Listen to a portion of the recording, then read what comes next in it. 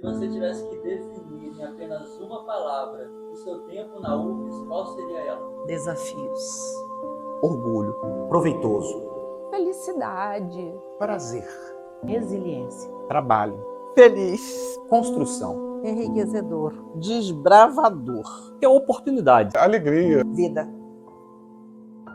Essa palavra.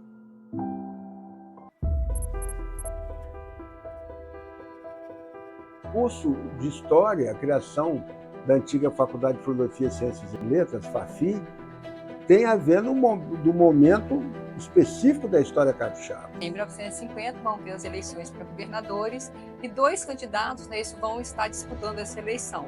Vai ser Afonso Schwab e Jones dos Santos Neves. Jones dos Santos Neves vai trazer uma proposta muito voltada para a questão da industrialização.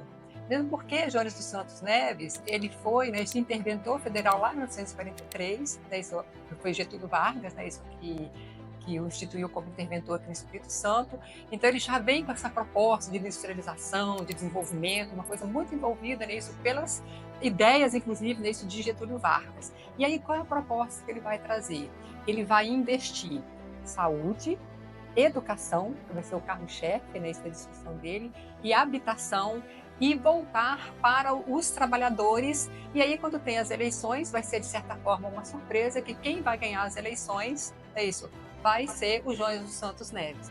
E, ganhado, então, as eleições, ele realmente começa a colocar isso em prática, a sua proposta, principalmente voltada para a questão da educação.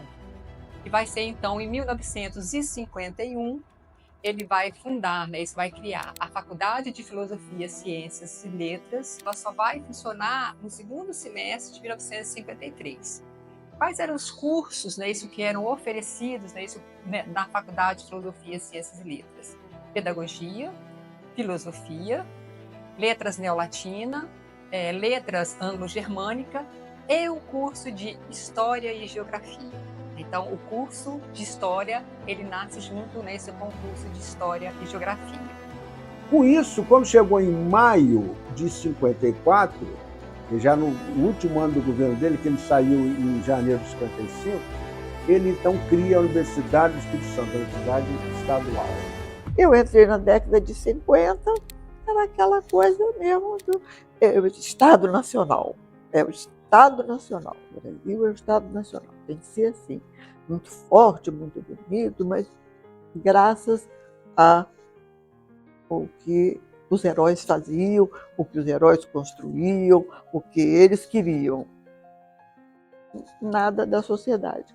Somente decorar, saber. E era assim, você começava por história antiga, primeiro, entrou, história antiga. História medieval, história antiga. Aí depois você passava para a história moderna, depois você vai para a história contemporânea. E cadê o Brasil? Aí só depois, no final do curso, você estudava o Brasil. Não tinha Brasil, praticamente. E Espírito Santo depois entrou como uma disciplina optativa. Como um cara que está aqui, que vai trabalhar aqui, ou que vai trabalhar em outro lugar, é mais importante ainda que ele saiba de onde que ele veio. É a identidade do departamento. O que o departamento? A única coisa que eu sempre, entre aspas, eu briguei no departamento. Cadê a identidade do departamento? Qual é a identidade deste departamento? O curso de História era muito limitado, vamos dizer, limitado para não dizer pobre mesmo, né? Porque eram professores, advogados e tal, vários advogados, por sinal, e que davam aquelas aulas ali para fazer um favor, para o curso ser inaugurado e continuar existindo e tal, mas eles tinham outras atividades, tinham outras profissões, vários deles eram advogados e tal. Muitos professores vieram de fora, tanto de São Paulo quanto do Rio, para dar início a esses cursos. Porque não tinha professor formado aqui. O curso se formou com profissionais que eram de outras áreas, na verdade, né? Não eram historiadores profissionais, né? Não eram professores de história, como o Renato Pacheco, que era um juiz de direito. O Nilo, que também era advogado, né? Eram advogados, em geral, que foram incorporados à faculdade como professores. A recém-criada, faculdade, ela não tinha o curso de didática, então, portanto, ela não formava professores de forma imediata e ela também não formava o pesquisador, porque eram precárias as condições para desenvolver a pesquisa. Então, na realidade, ela formava, era o erudito, já que não desenvolvia nem a pesquisa e também nem o ensino.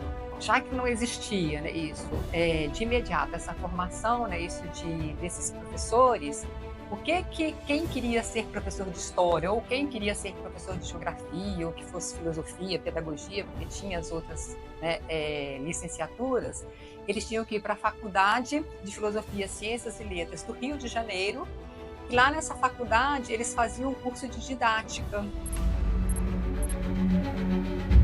É com satisfação que atendo ao convite que me faz de Amazon Filmes para apresentar algumas palavras ao filme com que o Brasil agora se apresenta numa fase extraordinária de desenvolvimento.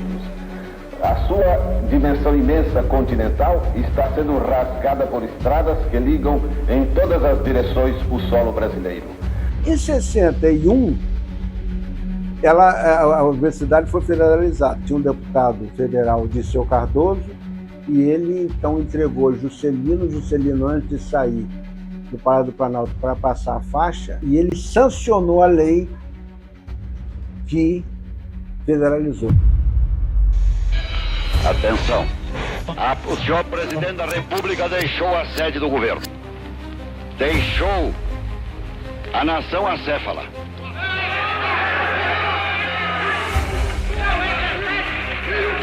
Numa hora gravíssima da vida brasileira, em que é mister que o chefe de Estado permaneça à frente do seu governo. Abandonou o governo. E esta comunicação faço ao Congresso Nacional. Não podemos permitir que o Brasil fique sem governo abandonado. Assim sendo, declaro vaga a presidência da República.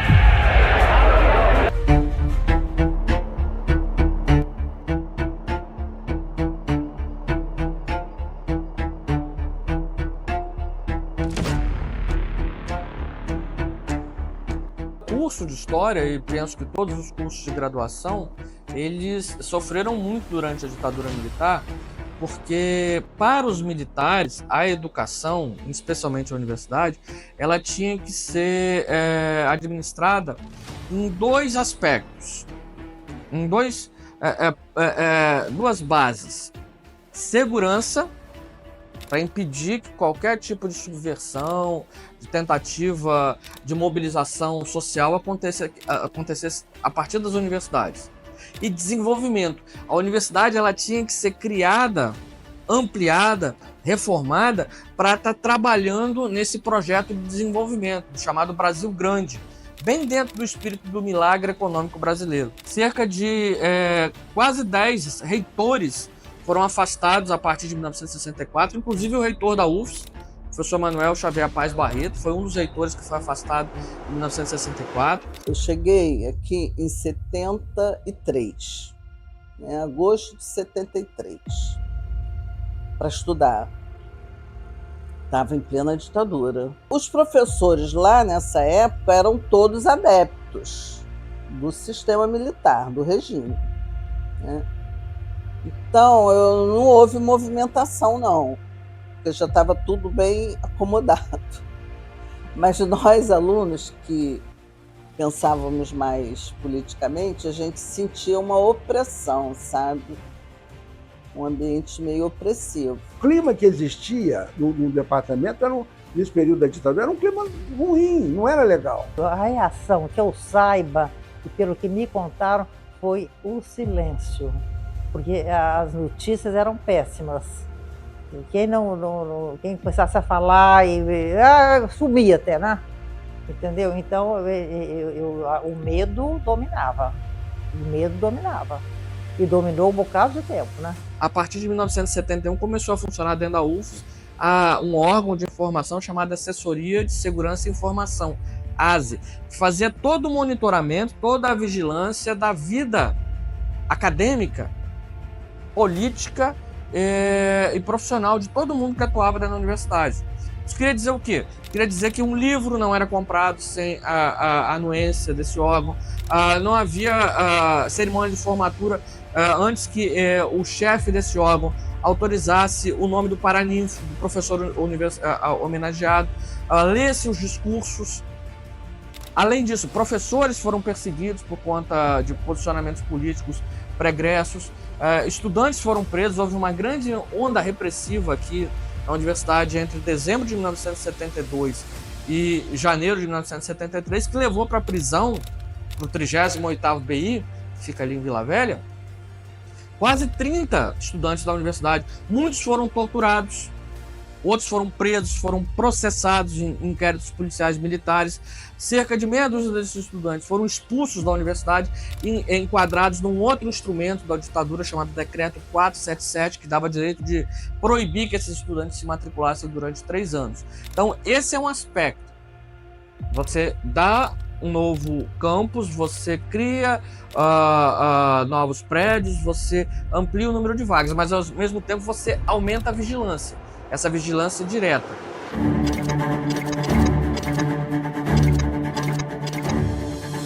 Tivemos uma aluna de história, ela foi presa e Renato Pacheco conseguiu tirá-la da prisão. A gente sabia que acontecia, mas a gente não se envolvia, não chegou perto da gente. Nossos professores eram professores de uma elite capixaba, então era difícil que os professores envolvidos levassem os alunos. Então a gente ficava ali meio que longe do que estava acontecendo ali na rua, entendeu?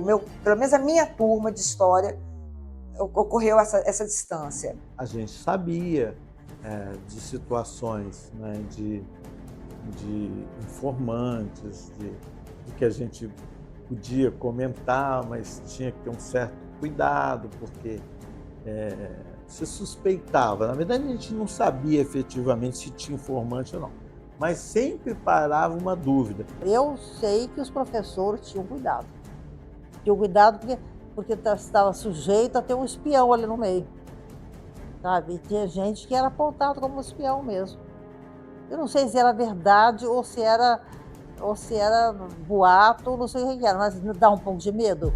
Foram criadas disciplinas específicas e aí tinham um diálogo muito próximo com a área de história para interferir exatamente na percepção do passado, para tentar construir uma visão harmônica sobre a história do Brasil. E que disciplinas foram essas? A partir de 1969 foram criadas 2 disciplinas. A disciplina Estudos de Moral e Cívica, para o ensino fundamental, como a gente chama hoje, e para as universidades foi criada uma disciplina chamada Estudo dos Problemas Brasileiros, EPB. E essa disciplina, no programa, nos livros, que ela era implementada, a visão era exatamente vender, primeiro, essa noção de passado harmonioso, de um passado branco, de origem europeia, cristã, que tinha como objetivo exatamente ensinar esses valores patrióticos, mas que, na verdade, eram uma leitura autoritária da história do Brasil. Tinha EPB, tinha organização OSPB, que era Organização Social, Políticas, uma coisa assim, brasileiras, e tinha uma outra. Eram 3 disciplinas. Meu professor foi um sargento da Polícia Militar. Eu acho que é o único 7,5 que eu tenho no meu currículo. Né? E era uma coisa assim... Era esdrúxulo, né? Esdrúxulo. Apesar de... Né? O cara ainda tentar passar um perfil democrático e tal, mas era uma coisa assim, muito complicada.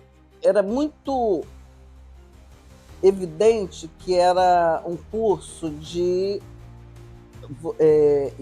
te enquadrar os alunos no sistema, para evitar protesto, evitar insatisfação, né? Agora, era de um primarismo, sabe? Esse curso, o conteúdo era muito primário, era muito mal elaborado.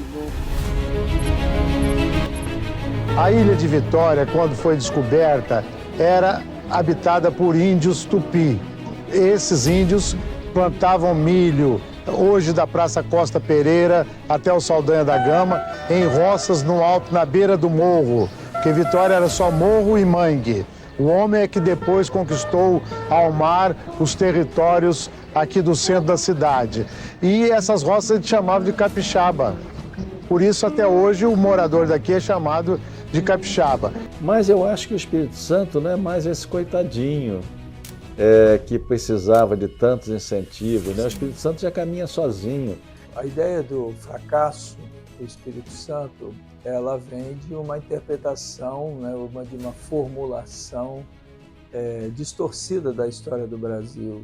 Então, a narrativa histórica da superação do atraso, ela surge a partir dessa identificação, né, de um conjunto de enunciados que se tem sobre o Espírito Santo. São formas de atribuir sentido, de qualificar, de interpretar, a partir de determinadas noções de atraso e da sua superação. Daí a narrativa histórica da superação do atraso. Alguns historiadores levaram ao extremo essa ideia de atraso, de fracasso, desde o período colonial, mas isso criou um caldo de cultura, digamos assim, para a formulação dessa ideia de que havia um atraso da sociedade capixaba simplesmente porque era produtora de café, era produtora de produtos agrícolas, era uma sociedade fortemente ainda rural, fortemente ainda com suas florestas, seus ambientes rurais, né?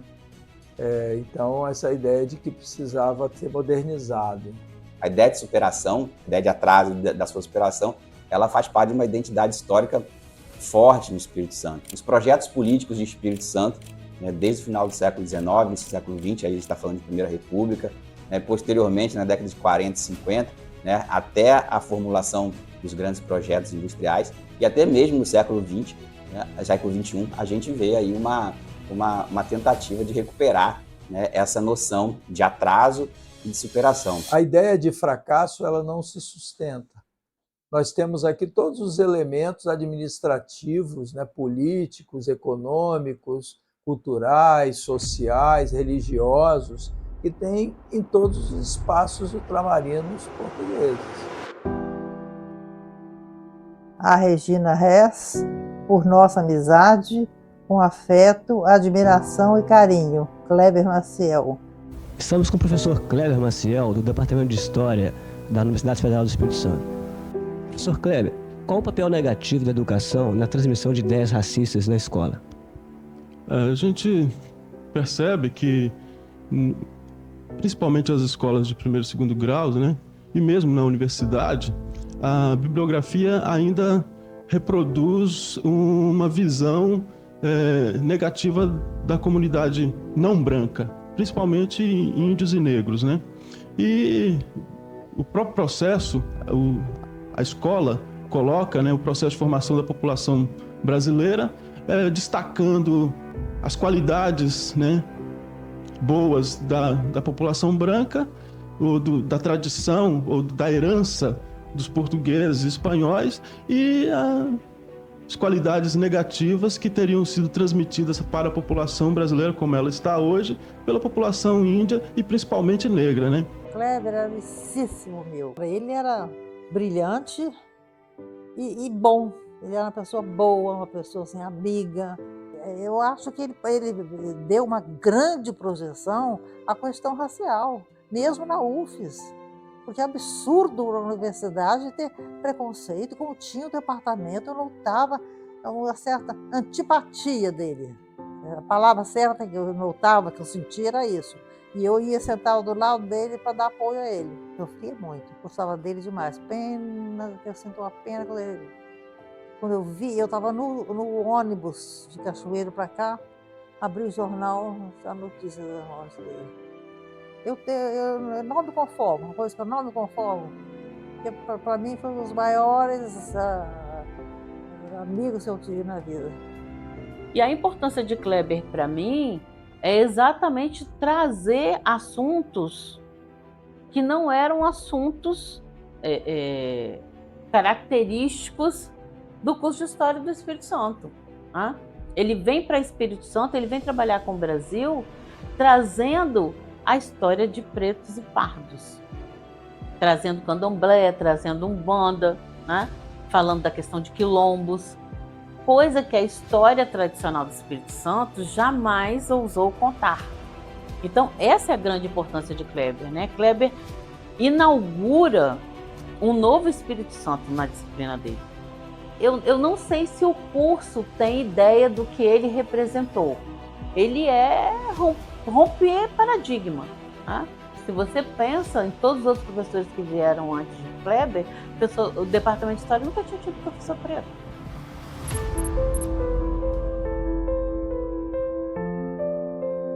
Os anos 90 foi um momento de transformação. Nós chegamos aqui exatamente e foi um momento de mudança. A UFES hoje é totalmente diferente daquela época, né?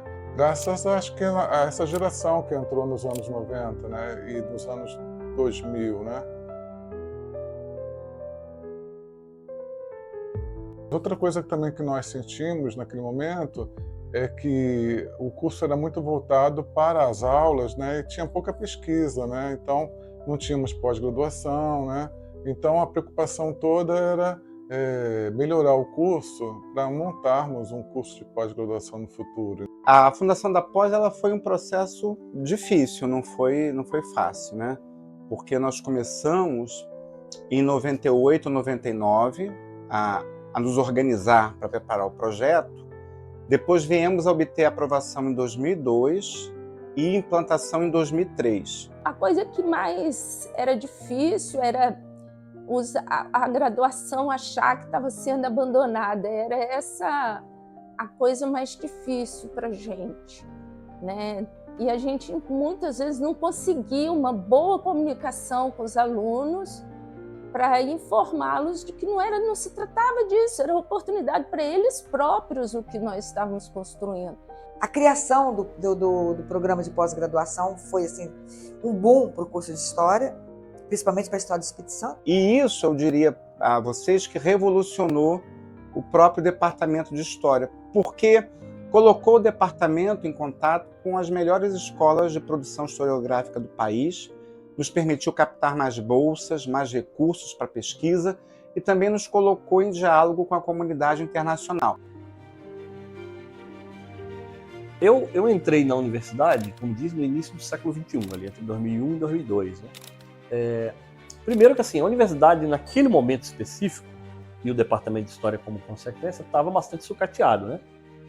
É importante lembrar que estávamos em pleno governo Fernando Henrique Cardoso, inclusive no apagar das luzes do governo Fernando Henrique Cardoso. Então, a universidade se compara a hoje, embora hoje não estejamos em condições ideais, mas era uma universidade muito mais sucateada. Em 2003, o curso estava com quase todos os professores doutores dando aula, todo mundo já tinha voltado ou já estava voltando de licença e o PPGI já estava começando. Então, nós tínhamos naquele momento um departamento bem estruturado, com professores doutores. Então, se você me perguntar como era a UFES de quando eu era aluna, como é a UFES hoje, eu vejo uma UFES hoje muito mais vibrante, que foi se constituindo ao longo dessas décadas. Né?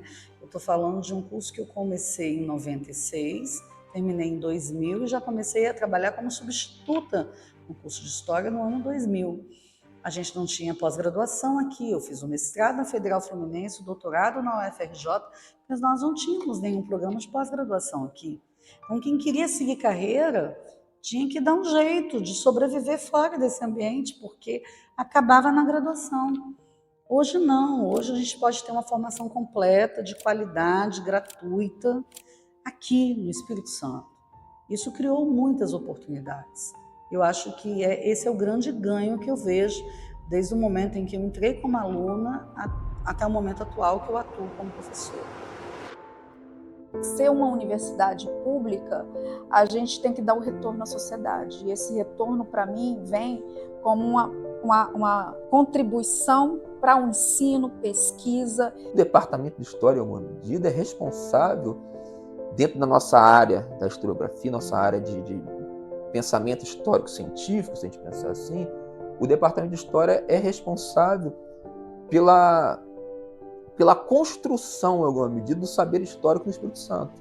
O fato de sermos a única instituição pública, né, a única que tem cursos de história de graduação e pós-graduação, nos confere uma facilidade, mas ao mesmo tempo uma responsabilidade.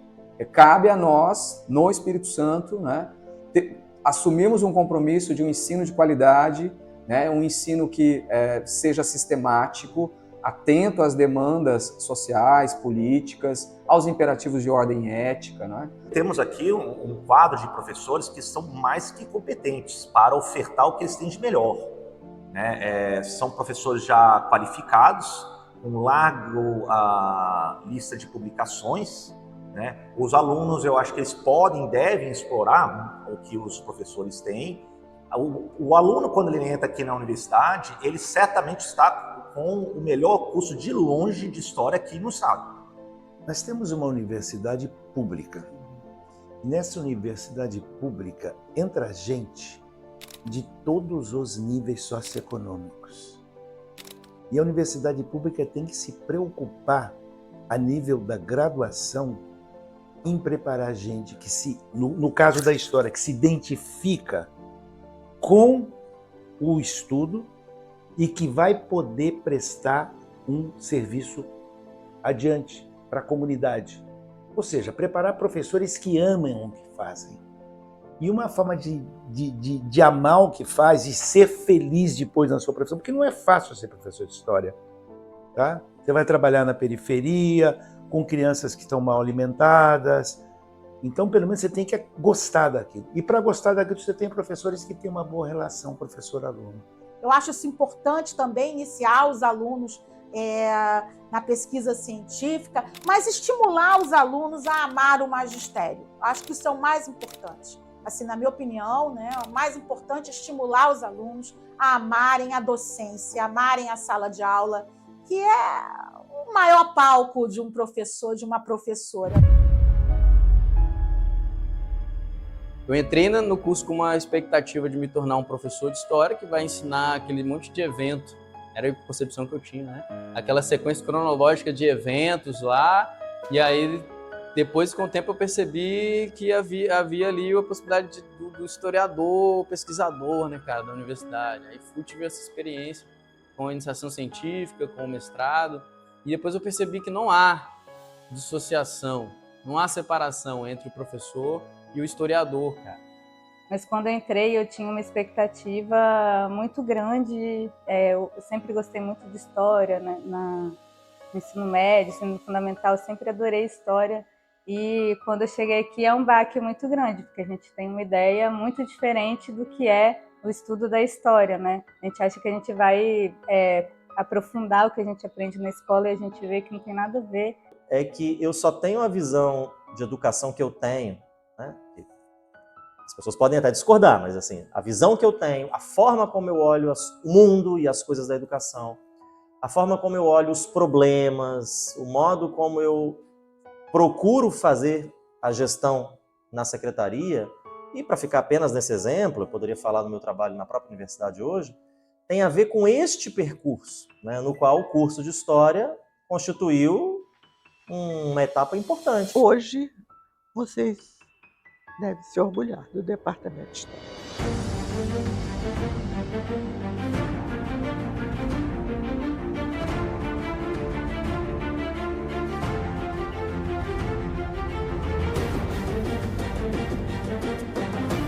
Eu acho que a palavra que define é orgulho. Eu tenho muito orgulho do departamento, das pessoas com as quais eu trabalho. Renato era que a gente chamava de cabeça aberta. Tudo novo, tudo diferente. Ele sempre queria, ele sempre estava tentando mudar, tentando modernizar. Todo aluno dele adorava a aula dele. Felicidade não é só por ser professora do curso de História, por ser professora da UFES. Eu tive prazer no que eu fiz. O Walter tem, além de ter sido um grande mestre, né, era uma figura de uma erudição. Então, além disso, além de ter formado várias gerações, né, ele entrou aqui em 1992, e além de ser uma figura absolutamente singular quanto ao trato, o Walter, além disso, foi fundamental na formação do programa de pós-graduação. Eu, desde que cheguei a essa universidade, eu trabalhei muito. Eu acho que eu ajudei a construir uma parte importante dessa história recente do curso. Muito feliz por tudo que eu estava fazendo. Eu sempre tive um compromisso muito grande com a minha função de professor. Felicidade, foi um momento muito incrível, né? 44 anos de universidade, a minha vida é aqui. A UFES é a minha vida. Então não tem outra palavra para definir, né? Eu acho que eu vou continuar enquanto eu viver. Eu vou morrer aqui dentro da UFES.